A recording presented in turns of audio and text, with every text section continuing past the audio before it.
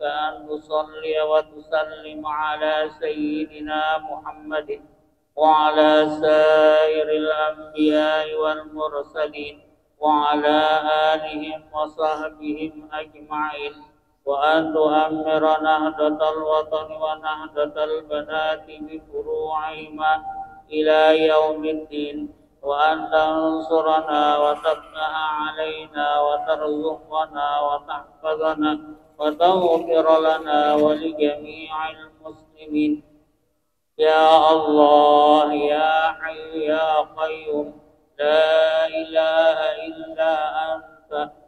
صلاة الله سلام الله على طه رسول الله.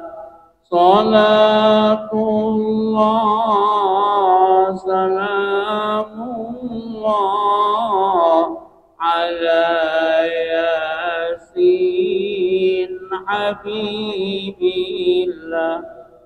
توسلنا ببسم الله وبالهادي رسول الله وكل مجاهد لله بأهل البدر يا الله. صلاة الله سلام الله على طه رسول الله. صلاة الله سلام الله على ياسين Habibillah. Mari Bapak Ibu kita ikuti bersama kajian kita malam tafsir akan dipimpin oleh Al-Mukarram Bapak Tuan Guru Haji Ahmad Muzani Al-Jahama. Pada beliau diisilakan.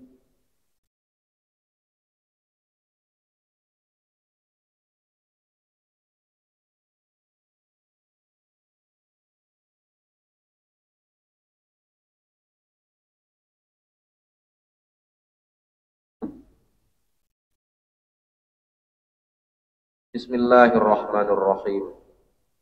Bismillah wa bihamdih. Assalamualaikum warahmatullahi wabarakatuh. Alhamdulillah. Alhamdulillah ghafiriz dzambi wa qabilit taubi syadidil iqab. Biqauli la ilaha illahu ilaihil masir. Asyhadu an la ilaha illallah wa asyhadu anna Muhammadar Rasulullah. Allahumma salli wa sallim wa barik ala sayyidina Muhammad wa ala ali sayyidina Muhammad. Tsumma amma ba'du, jemaah salat maghrib Masjid Besar At-Taqwa Pancor, mu'takifin mu'takifat, muslimin muslimat. Ayat ke-23 surat Asy-Syura yang sebahagiannya belum kita baca. Ujung ayat ke-23 itu adalah Bismillahirrahmanirrahim. Wa may yaqtarib hasanatan nazid lahu fiha husna innallaha ghafurun syakur. Dan barang siapa yang mengerjakan hasanah ta'ah, barang siapa yang mengerjakan ketaatan. Salah satu bentuk utama kebaikan itu adalah ketaatan. Ketaatan dalam melaksanakan perintah Allah dan Rasulnya, ketaatan untuk menjauhi apa yang Allah dan Rasulnya larang. Bentuk dasar, wujud paling mendasar dari al-hasanah, kebaikan adalah ketaatan untuk melaksanakan perintah dan ketaatan untuk menjauhkan diri daripada larangan Allah. Ketaatan itu modal utama orang beriman. Dengan ketaatan, iman cengkramannya bisa bertambah. Berkurangnya ketaatan juga menyebabkan cengkraman iman di hati seseorang menjadi berkurang. Ungkapannya adalah al-imanu yazidu bit-tha'ah wa yanqusu bil ma'siyah. Iman, kekuatan iman itu bertambah dengan bertambahnya ketaatan, tetapi kekuatan iman juga berkurang dengan kemaksiatan. Nazidlahu fiha husna. Barang siapa yang mengerjakan ketaatan atau kebaikan, Allah akan menambahkan kebaikannya. Bitad'ifiha, dengan melipat gandakan buah daripada kebaikan yang dia lakukan tersebut. Buah dari kebaikan yang dilakukan oleh manusia ada yang berbentuk hasil, ada yang berbentuk pahala. Yang berbentuk hasil zahir kita lihat. Jika kebaikan itu misalnya bernama belajar, hasilnya zahir. Jika kebaikan itu bernama kerja keras atau kerjasama atau apapun, hasilnya Allah tampakkan. Selain hasil, Allah berikan pahala. Pahala itu tidak nampak, tidak bisa kita lihat. Karena pahala itu ganjaran dari Allah Ta'ala, ya, yang bentuk totalnya dan dibayarkan secara sempurna kepada pelaku kebaikan itu di akhirat. Di dunia sebahagiannya. Sehingga jika sebuah kebaikan dilakukan oleh orang yang tidak beriman misalnya, hasilnya ada, pahalanya tidak ada. Ajaran Islam itu jika diamalkan oleh orang yang tidak memeluk ajaran Islam. Misalnya ajaran Islam itu yang dalam dunia muamalah misalnya. Ya ayyuhalladzina amanu aufu bil uqud. Al-Maidah ayat 1. Wahai orang-orang yang beriman, penuhilah akad-akadmu, kontrak-kontrakmu, kesepakatan-kesepakatanmu, janji-janjimu. Ini ajaran Al-Quran. Ini adalah kebaikan. Dan karena dikatakan tadi kebaikan itu ada yang hasilnya ada, pahalanya ada.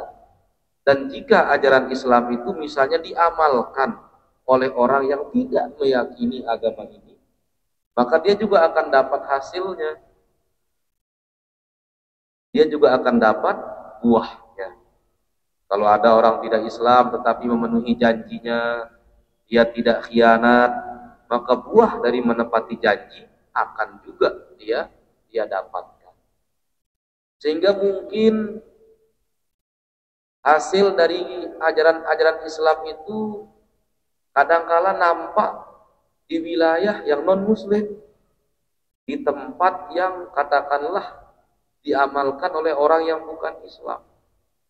Begitulah Allah Ta'ala mengatur, ya. Sehingga ajaran Islam itu tidak harus menjadi Islam dulu baru ketahuan hasilnya. Banyak orang yang belum masuk Islam tapi merasakan dampak daripada ajaran Islam baru kemudian masuk memeluk agama Islam.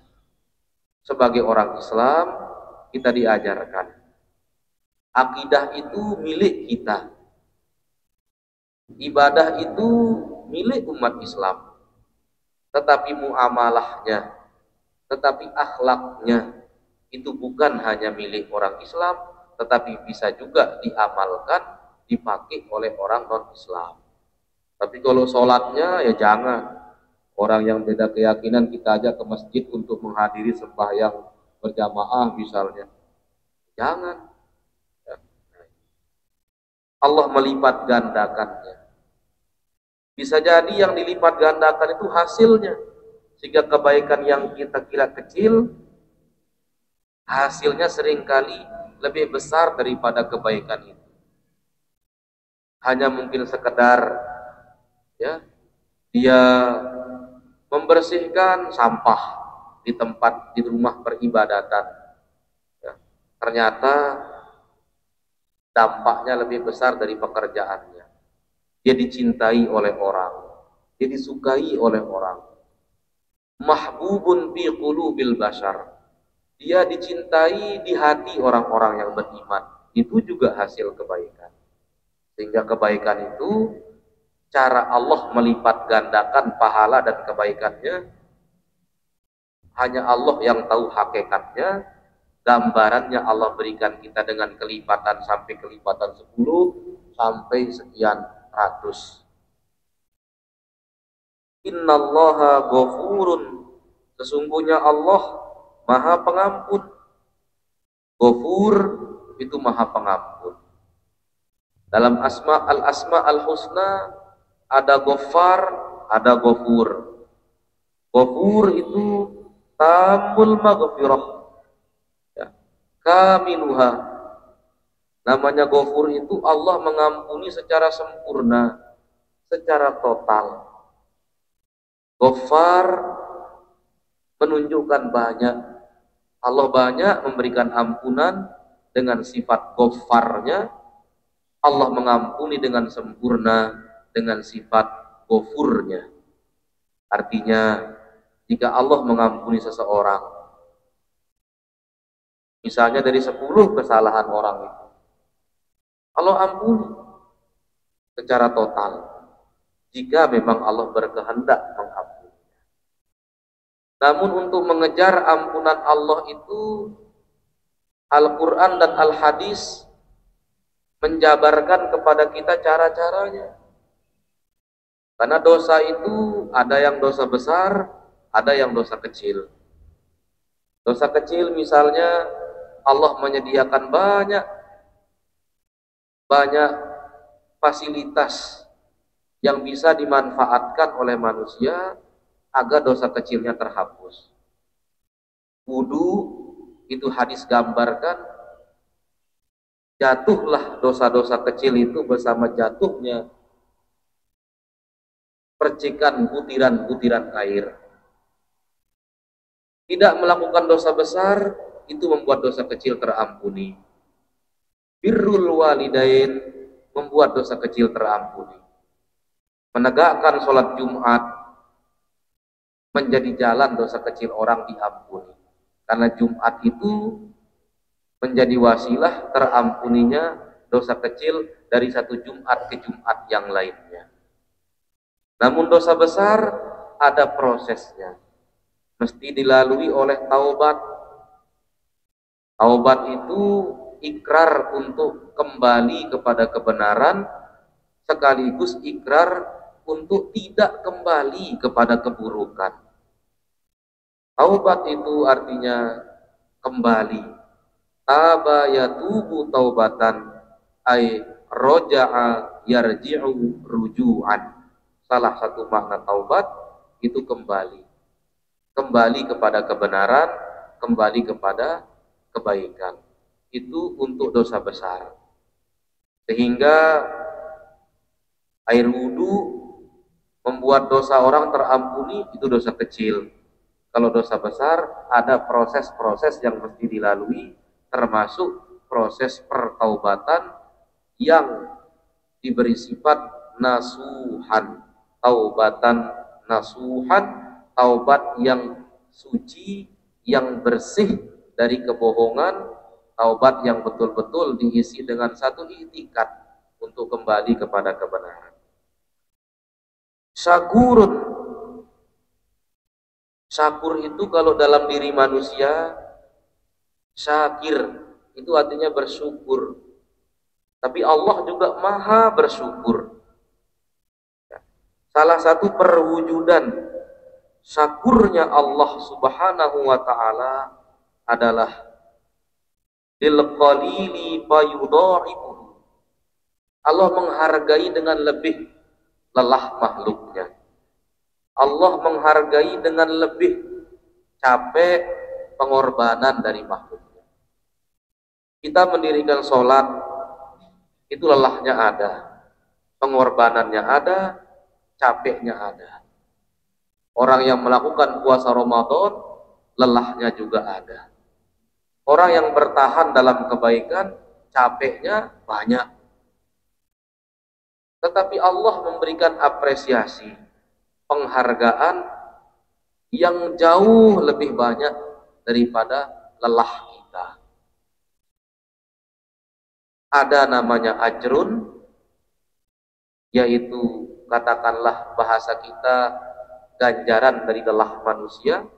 Ada namanya thawabun, karunia dari Allah Ta'ala, walaupun tanpa didahului oleh lelah dari manusia.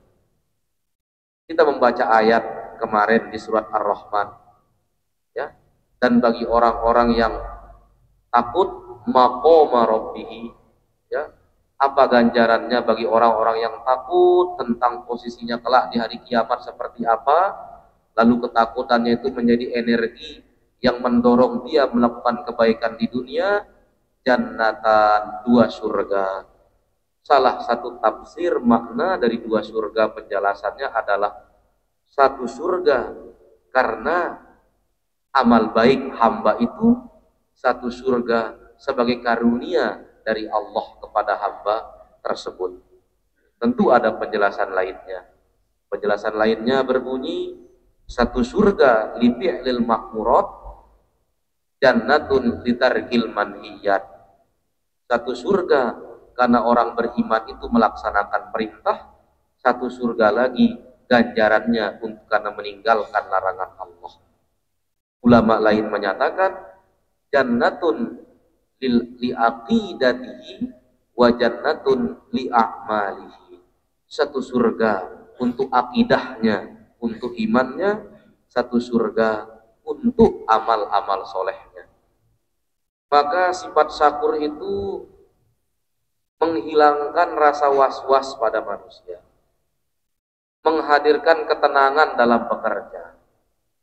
Di dalam dunia ini, seorang karyawan yang gajinya sudah diberitahu, bonus-bonusnya sudah diberitahu, tunjangan kinerja dan segala macamnya diberitahu, walaupun gaji itu belum datang, tunjangan itu belum waktunya, tapi sudah menghadirkan ketenangan. Itu di dunia. Maka sifat syakur Allah Ta'ala itu karena Allah melipat gandakan kebaikan dari kebaikan-kebaikan kecil manusia, itu mestinya mengenyahkan rasa keraguan, kekhawatiran, was-was dalam diri manusia. Jangan-jangan amal baik sekecil ini tidak dihitung misalnya, enggak. Kita diajarkan oleh Al-Quran kebaikan misqala dzarrah, sekecil apapun dilihat, ya. Kebaikan itu misqala dzarrah dilihat, keburukan juga demikian. Ini menghadirkan ketenangan kita dalam beramal, dilihat atau tidak dilihat oleh orang, kecil maupun besar.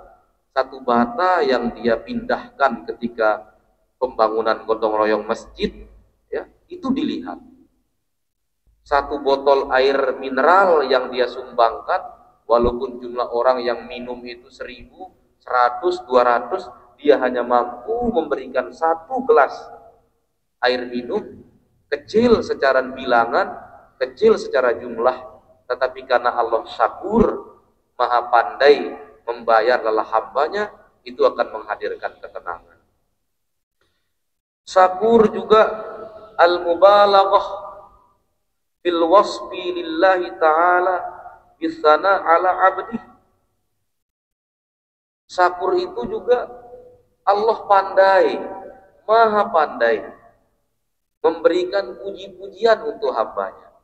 Sebelum hambanya bisa memuji Allah, Allah lebih dulu memuliakan hambanya. Sebelum manusia belajar kosakata-kosakata yang tepat untuk menggambarkan keagungan Allah, Allah Ta'ala mengajarkan manusia dengan memberikan pujian-pujian kepada manusia. Banyak dalam Al-Quran. Kan walaqad karramna bani adama, dan telah kami muliakan manusia. Allah memuji orang bertakwa, wa uzlifatil jannatu lil muttaqin. Surga itu didekatkan kepada orang bertakwa, padahal orang yang bergerak menuju surga, tapi Allah puji orang bertakwa seperti surga yang bergerak mencari mereka, bukan mereka yang bergerak menuju surga. Ini menjadi inspirasi manusia, para ulama, untuk menghadirkan pujian-pujian kepada Allah Subhanahu wa Ta'ala. Dan pujian-pujian kepada Allah itu jika dibaca di awal doa, dimulai dengan basmalah, dirangkaikan dengan hamdalah, pujian-pujian, lalu disambut dengan selawat dan salam kepada Rasulullah sallallahu alaihi wasallam, lalu dia berdoa, nanti doanya juga ditutup oleh selawat dan pujian, wassalamun alal mursalin misalnya, walhamdulillahi rabbil alamin. Itu menjadi doa yang diapit oleh hal-hal yang disukai oleh Allah. Basmalah, tahmid, selawat di awal, di akhir juga selawat dan pujian. Maka doa yang diapit oleh selawat di awal dan di akhirnya, diapit oleh basmalah dan hamdalah di awal dan di akhirnya, itu pantas untuk diijabah oleh Allah Subhanahu wa Ta'ala, yang mengajari manusia cara memuji, cara mengapresiasi itu adalah Allah Ta'ala. Sehingga dengan pengajaran itu manusia bisa saling menghargai, manusia bisa saling memberikan penghargaan-penghargaan yang pantas untuk kebaikan manusia kepada manusia yang lain.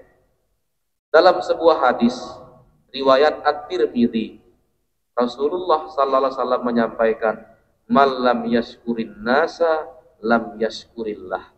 Orang yang tidak pandai bersyukur, berterima kasih kepada manusia, ya, itu seperti orang yang tidak pandai bersyukur kepada Allah Subhanahu wa Ta'ala. Karena banyak sekali nikmat Allah itu kita terima melalui perantaraan manusia. Banyak sekali karunia Allah itu kita terima tidak langsung turun dari langit, tetapi melalui perantaraan manusia. Rezeki kita, ilmu kita, kesehatan kita, kesembuhan kita, peluang dan kesempatan kita, itu semuanya secara hakiki datang dari Allah Ta'ala, tetapi kemudian melalui perantara manusia. Maka mensyukuri jalur, berterima kasih kepada wasilah, juga tanda orang akan pandai berterima kasih kepada sumber daripada kebaikan itu. Dalam kehidupan sehari-hari kan kita melihat itu. Kita tidak hanya berterima kasih kepada pabrik yang telah memproduksi pakaian dan alat-alat kebutuhan kita. Kita juga berterima kasih kepada distributor, kepada orang yang memindahkan barang itu ke tangan konsumen. Dan dalam banyak hal-hal lain selalu ada jalur yang memindahkan sesuatu dari sumbernya kepada orang-orang yang membutuhkan. Itu syakur. Am yaqulu naftara 'ala Allahi kadhiba fa in yasha'illahu yakhtim 'ala qalbika wa yamhullahu al-batila wa yuhiqqul haqqa bi kalimatihi innahu 'alimun bi dhatis sudur. Dan apakah mereka apakah mereka mengatakan, orang-orang yang tidak beriman yang hidup di masa Nabi itu, dan orang-orang yang tidak beriman yang hidup setelah Nabi, yang memiliki pernyataan yang sama dengan pernyataan orang-orang yang tidak beriman dulu. Kadangkala sebuah ungkapan itu sama, ungkapan lama yang didaur ulang kembali, pernyataan yang sama dilontarkan oleh aktor yang berbeda. Apa kata mereka dulu? Ma'al Nabi itu berbohong, ya, iftara 'alallahi kadziban, ya, Nabi itu ya berbohong binisbatil Quran illallah ta'ala. bahwa sebenarnya itu bukan wahyu yang Nabi sampaikan itu, kata mereka. Tapi ketika Muhammad bin Abdullah menyampaikan ini wahyu dari Allah, mereka katakan Nabi berbohong. Sebenarnya itu karang-karangan Nabi, bukan datang dari wahyu Tuhan. Itu dari bikin-bikinan dia, asatirul awwalin, dari legenda-legenda lama yang dia himpun, lalu dijahit menjadi satu cerita, lalu disampaikan kepada kita. Ini boleh jadi pernyataan-pernyataan seperti ini, walaupun diucapkan 14 abad yang lalu di Mekah, di Madinah, mungkin di masa-masa kini, di masa mendatang, kembali bergaung. Ya. Itu secara akidah, ya, adalah ungkapan yang kejahatannya nyata, itu menuduh pembawa pesan berbohong. Padahal Nabi secara fair, secara gentle menyampaikan, kalau memang engkau bisa membuat satu ayat, dua ayat yang serupa seperti Al-Quran itu, silahkan coba. Kalau memang yang saya sampaikan ini seolah begitu, kalau memang yang Nabi sampaikan itu datang dari dirinya sendiri, bukan dari wahyu Allah Ta'ala, buatan manusia, bukan wahyu Allah, coba datangkan, buat satu ayat, dua ayat, jangan satu surat. Kenyataan bahwa mereka tidak mampu setelah bercapek-capek penyair mereka, begitu dengar Al-Quran langsung takluk, langsung kalah, hilang mental mereka untuk beradu syair melawan Al-Quran. Sebenarnya bukti zahir bahwa kalam-kalam seperti yang dalam Al-Quran itu bukan bahasa manusia, bukan ucapan manusia, tetapi itu wahyu dari Allah. Tetapi menghadapi ucapan dan tuduhan keji mereka itu, di satu sisi Allah memberikan tantangan, datangkan coba. Di ayat ini Allah sampaikan, fa iyyasha'illah, kalau Allah berkehendak, yakhtim ay yarbitu au yarbutu, Allah akan mengikat hatimu. Dengan apa Allah mengikat hati Nabi Muhammad SAW? Bisabri ala adahum bihadzal qaul wa ghairihi wa qad fa'ala. Bagaimana Nabi hidup dengan tuduhan-tuduhan itu? Bagaimana Nabi bisa bertahan menghadapi cercaan, menghadapi tuduhan bohong, menghadapi macam-macam? Bagaimana Nabi bisa tegar menghadapinya? Salah satunya adalah yakhtim ala qalbika. Allah mengikat hati Nabi. Dengan apa hati Nabi diikat? Bisobri ala adha. Allah mengikat hati Nabi dengan kesabaran menghadapi ya ungkapan-ungkapan keji dari orang-orang yang memusuhi Nabi tersebut. Sehingga yang membuat Nabi tenang, tegar, sabar. Setiap kali berdakwah, setiap kali pula mendapatkan tentangan. Ada penerimaan juga, ada yang beriman, ada juga yang malah menolak, ada yang menghina. Allah tegaskan, Allah yang turun tangan, mengikat kesabaran dengan hati Nabi. Antara hati dan kesabaran itu adalah zat dan sifat. Sifat itu sabar, hati tempat melekatnya sabar. Untuk Nabi, sabar itu melekat tak terpisah. Karena Allah yang mengikatkan kesabaran di hati Nabi.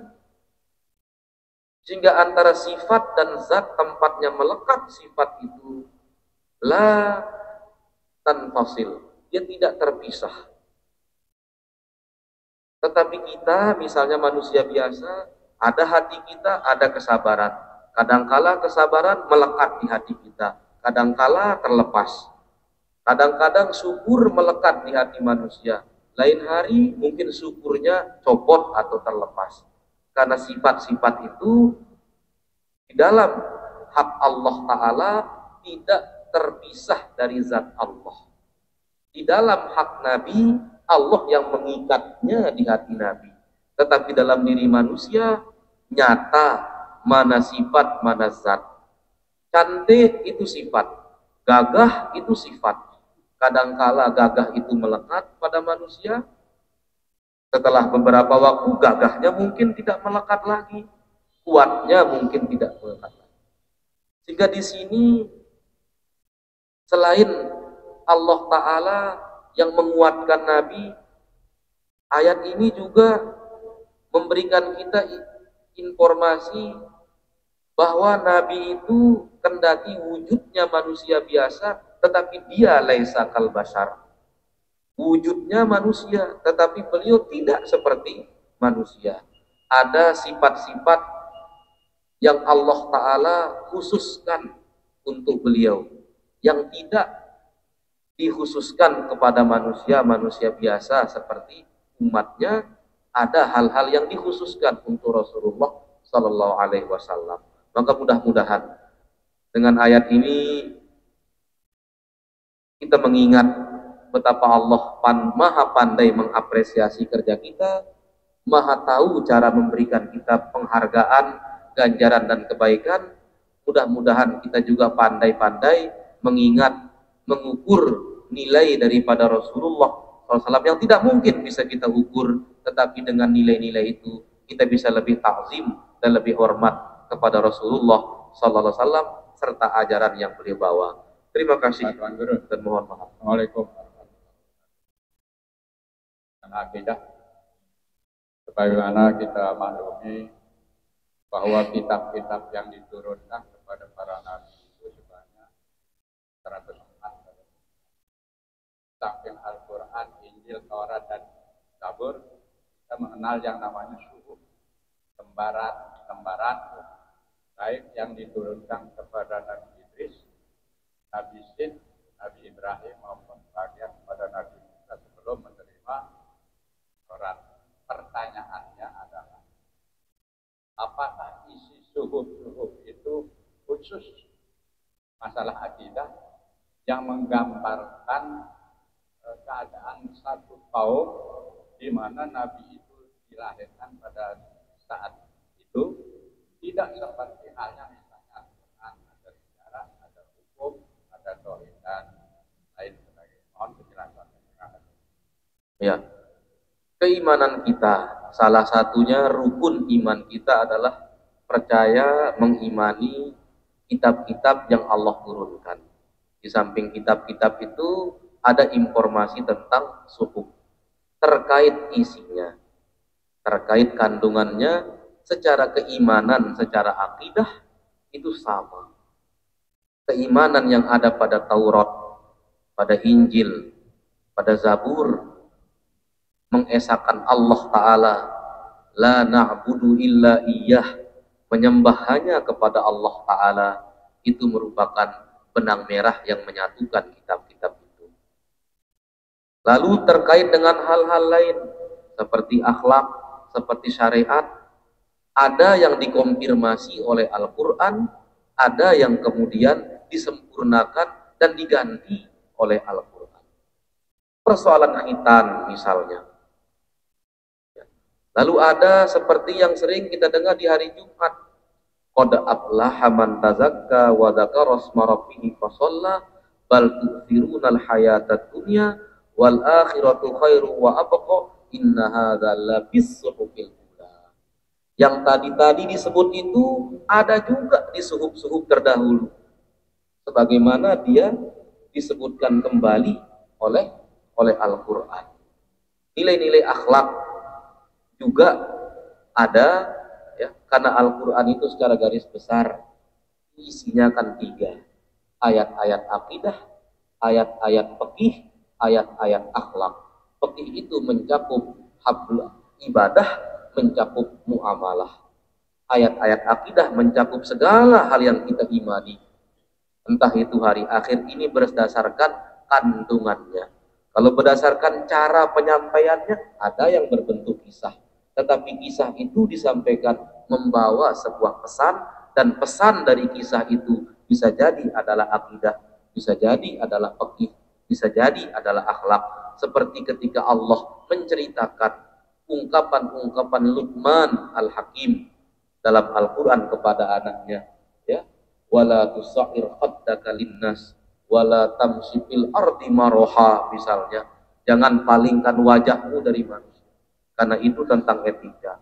Kalau kita misalnya ada orang berbicara langsung kita bekemikah bahasa kita, ya, itu seperti apa, sikap yang tidak etis. Allah masukkan kandungan itu ke dalam ucapan-ucapan kisah-kisah antara Luqman Al-Hakim yang menasihati anaknya. Kesimpulannya, akidahnya sama, syariatnya ada yang dikonfirmasi oleh Al-Quran, ada yang kemudian benar-benar baru, ada yang kemudian dihapus.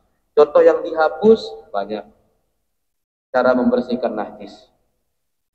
Bani Israel kalau pakaiannya kena najis, pakaiannya dipotong. Kalau orang Islam pakaiannya kena najis, pakaiannya disucikan, bukan dipotong dan dibuang. Sehingga ada satu buku khusus yang menjelaskan tentang itu, namanya Al-Khasa'is Al-Ummah Al-Muhammadiyah, keistimewaan-keistimewaan umat Nabi Muhammad Sallallahu Alaihi Wasallam yang tidak ada pada ajaran-ajaran umat terdahulu, seperti cara pembersihan najis, termasuk cara pertaubatan dengan membunuh diri sendiri. Dalam Al-Quran kan disebutkan, fatubu ila bari'ikum faqtulu anfusakum. Taubat kepada Allah. Bukti taubat insafmu itu apa? Selesaikan hidup. Tapi kita Islam, pertaubatan tidak harus dibuktikan dengan kemauan untuk menghilangkan nyawa sendiri. Wallahu a'la wa'lam. Terima kasih dan mohon maaf. Wallahul muwaffiq wal hadi ila sabilir rasyad. Wassalamualaikum warahmatullahi wabarakatuh. Waalaikumsalam warahmatullahi wabarakatuh. Alhamdulillahirabbil alamin. Jazakumullah khairan katsir. Terima kasih kepada Bapak dan Guru. Jamaah kaum muslimin muslimat rahimakumullah. Quran surat Asy-Syura yang akhir dari 23. Baru saja kita dijelaskan bahwa ukuran ketaatan kita sebagai hamba Allah adalah iman.